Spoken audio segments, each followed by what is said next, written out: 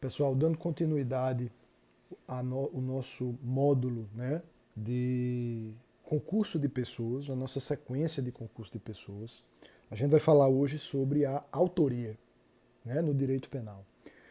Importante lembrar que se você não assistiu à aula introdutória dessa parte do conteúdo, concurso de pessoas, assista, porque lá está a introdução, as considerações gerais importantíssimas, e cai em prova objetiva, em prova discursiva, em prova oral, cai. E você precisa compreender disso também para uma eventual sentença. Esse assunto é fundamental, certo? Então você volta, estuda a parte de concurso de pessoas, os requisitos, a cooperação dolosamente distinta e volta para cá para a gente falar um pouquinho sobre a autoria para o direito penal.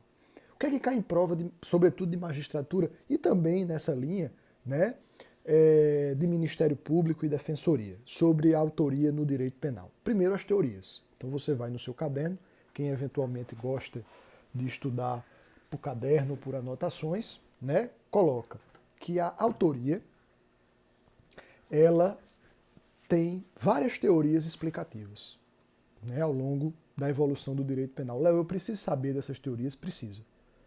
Certo? Léo, por quê? Porque elas são utilizadas nos julgados do STJ. O STJ, para verificar se ocorreu ou não crime, se um crime consumou-se ou não, né, se é tentado, se é conduta típica, ele se utiliza dessas teorias. Então, a primeira teoria, e aí, claro, obviamente são várias, o Código Penal e a jurisprudência adota uma. A primeira teoria é a chamada teoria subjetiva ou unitária. Então, a primeira delas, teoria subjetiva ou unitária. Nessa teoria dita subjetiva ou unitária, olha o nome, unitária, unidade, é porque não há distinção entre quem é autor e quem é partícipe. Não há distinção para essa teoria. Basta o meu resultado. Basta que a pessoa tenha praticado e me trazido um resultado criminoso. Certo? Não há distinção. Teoria subjetiva ou unitária. Depois, segunda teoria, essa não é adotada, tá? Já adiantando. Teoria subjetiva ou unitária não é adotada pelo nosso sistema penal. Segunda teoria, teoria extensiva. Na teoria extensiva, assim como a teoria subjetiva ou unitária, não há diferenciação entre autor e partícipe. Mas admite-se, na teoria extensiva, causa de diminuição de pena de acordo com determinados graus de autoria. Então já é uma evolução aí que procura diferenciar, mas não diferencia. É o início dessa diferenciação, porque a teoria extensiva traz causas de diminuição da pena de acordo com graus de autoria, sem, no entanto, diferenciar da participação. Até aí, beleza? Então, teorias sobre a autoria no direito penal é o nosso assunto. Teoria subjetiva unitária não diferencia partícipe de autor, não é adotada pelo nosso Código Penal. Teoria extensiva não diferencia nem autor nem partícipe, mas começa a evoluir ao estabelecer causas de diminuição de pena de acordo com graus de autoria. Terceira teoria. A terceira teoria é a chamada teoria objetiva ou dualista. Aqui você vai puxar três setinhas, certo? Teoria objetiva ou dualista. É o nome que pode aparecer na tua prova. Objetiva ou dualista. Três setinhas. Primeiro, teoria objetivo formal. É uma vertente, é uma variação. Segunda setinha, teoria objetivo material. Terceira setinha, teoria do domínio do fato. Estamos estudando o quê?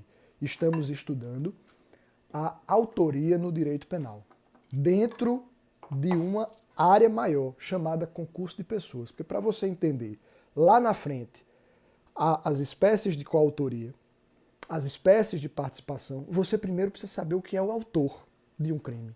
O que é que eu considero autor de crime? Então, estamos nessa área, certo? Vamos lá, vamos entender bem, gente. Vamos entender bacana a teoria do crime para você detonar em direito penal. Então, teorias. Teoria subjetiva ou unitária, teoria extensiva, teoria objetiva dualista. A teoria objetiva dualista é um todo, que nós tivemos variações. Primeira variação, primeira corrente da teoria objetivo dualista é a teoria objetivo formal. Grife com um marca-texto verde todinho esse nome teoria objetivo formal, porque foi esta a adotada pelo nosso Código Penal. A teoria objetivo formal foi a adotada pelo nosso Código Penal de 1940. Para a teoria objetivo formal, autor de crime, autor, é quem realiza o núcleo do tipo. Então, para essa teoria, eu tenho que olhar para o texto da lei, para o tipo penal, e tenho que pegar o núcleo do tipo. Preste atenção a isso. Eu tenho que pegar o núcleo do tipo, ok? Quando eu pego o núcleo do tipo, o verbo, né, aquele verbo ali, nuclear, quem realizá-lo é o autor. Matar alguém é autor, quem mata alguém. Quem mata alguém, certo? Quem realiza o verbo matar, o núcleo do tipo. Teoria objetivo formal. Léo, foi essa adotada? Foi. Foi essa adotada. Inclusive pelo nosso Superior Tribunal de Justiça e pelo nosso STF também. Teoria objetivo formal. Vamos chegar num precedente bacana para a prova. Vai cair, pode ter certeza, que vai cair mais na frente. Então, teoria objetivo formal. Mas você precisa compreender que além da teoria objetivo formal, que é aquele que considera autor aquele que pratica o núcleo do tipo, e partícipe é quem de qualquer modo concorre para o crime sem praticar o núcleo do tipo, né? Portanto, gente, para a teoria objetiva formal, o autor intelectual é partícipe. Se tiver essa assertiva na questão, é verdadeira. Para a teoria objetivo formal, autor intelectual é partícipe, verdadeiro, porque ele não realiza o verbo do tipo.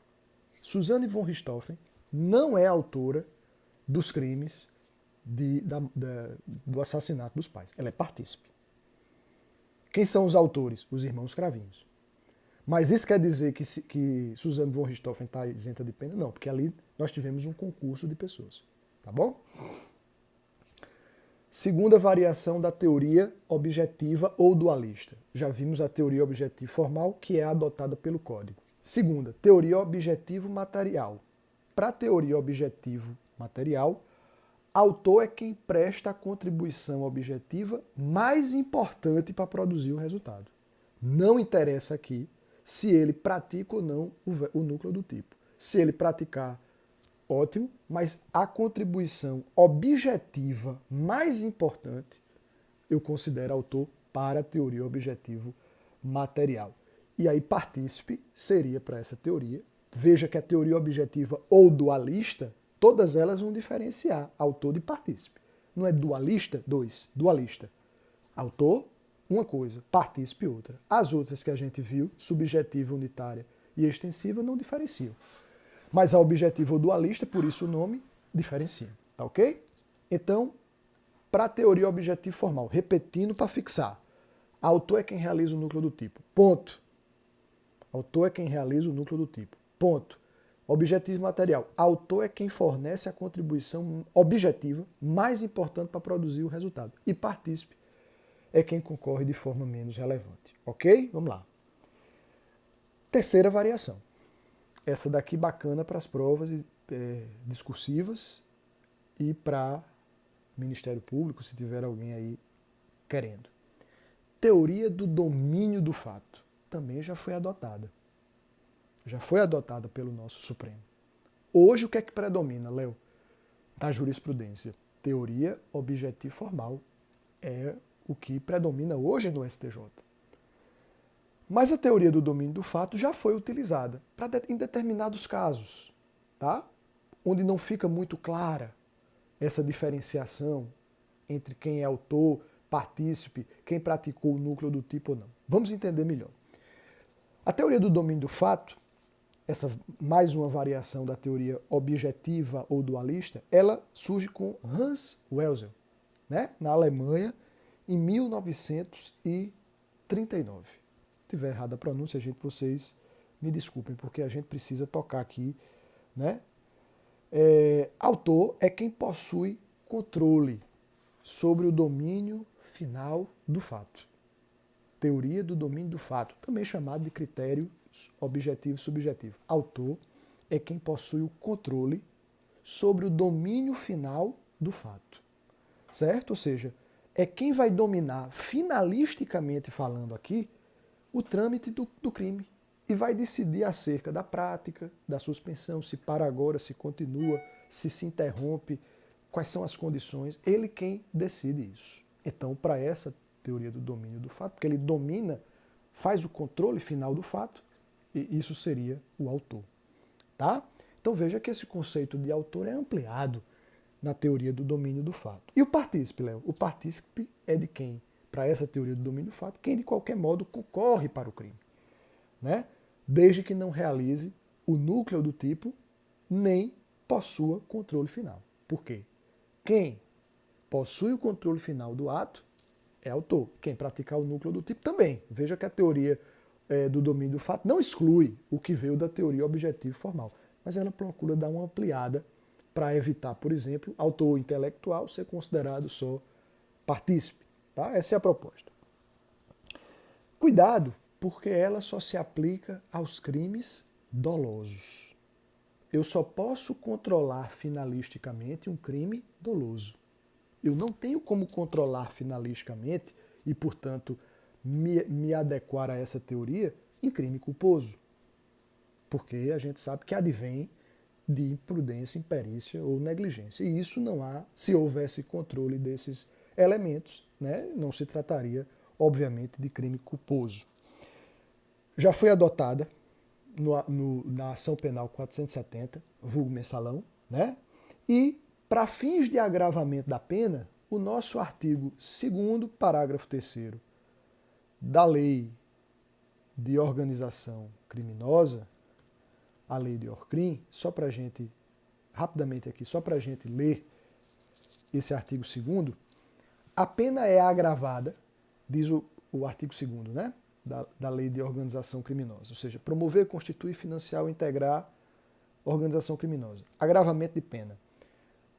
A pena é agravada para quem exerce o comando individual ou coletivo da organização criminosa, ainda que não pratique pessoalmente atos de execução. Ou seja, ainda que você não pratique o núcleo do tipo, diz a Lei de Organização Criminosa, você que exerce esse comando, você que domina finalisticamente o fato, realiza o domínio, o controle final do fato, você vai ter uma pena agravada. Então veja que isso é uma adoção da teoria do domínio do fato.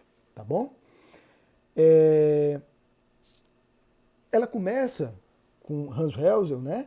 E é desenvolvida posteriormente por Klaus Roxin. Então cuidado nesses nomes. Hans Helsel, aquele da teoria finalista da ação, e depois Klaus Roxin. Lembrem aí, né? Daquele... A gente vai trazer aqui numa aula o funcionalismo teleológico, de política criminal, dualista, né? Aquela coisa toda ali de Klaus Roxin. Então é ele que desenvolve posteriormente essa teoria do domínio do fato. Né? E Roxin ele vai dizer que essa teoria, Roxin dizendo agora, ele vai dizer que essa teoria consiste num critério para delimitar o papel do agente na prática delitiva. É claro que serve para isso mesmo. Eu vou delimitar aqui o que é autor, o que é partícipe. Certo? Ou seja, para Roxin, a teoria representou essa forma legítima, melhor até, de distinguir autor e partícipe. Tá? Roxin não utiliza a teoria para encontrar... Léo, é responsabilidade penal objetiva? Não. Não, essa teoria não é para encontrar responsabilidade penal, não existe, ao contrário. Né?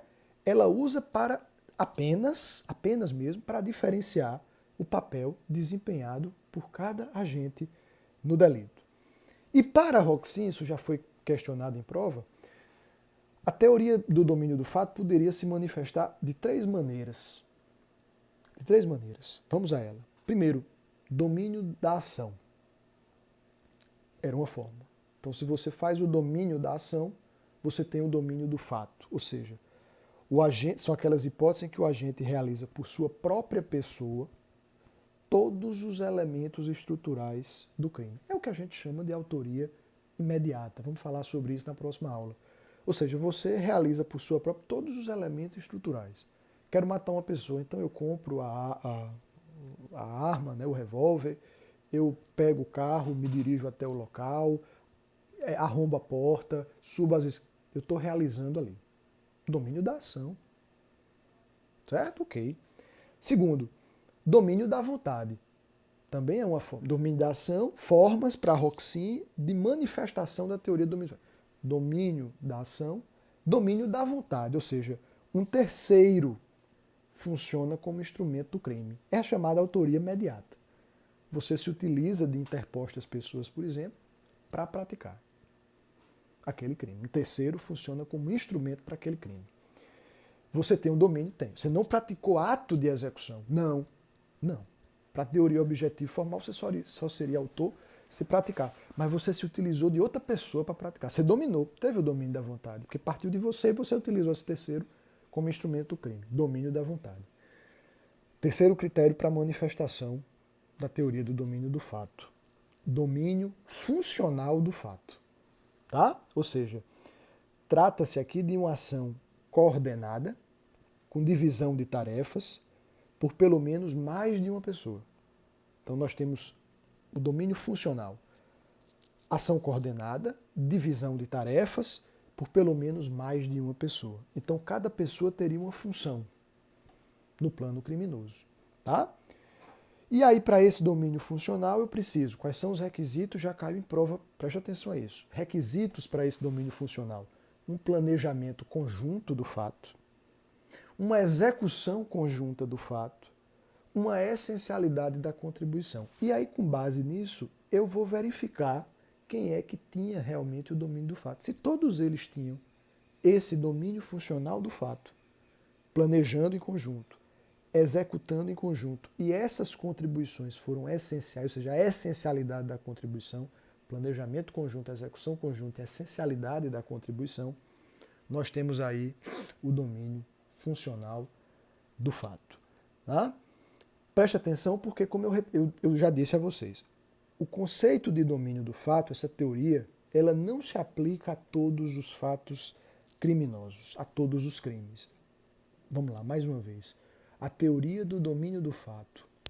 A teoria do domínio do fato não se aplica a todos os crimes. Isso é uma assertiva de CESP.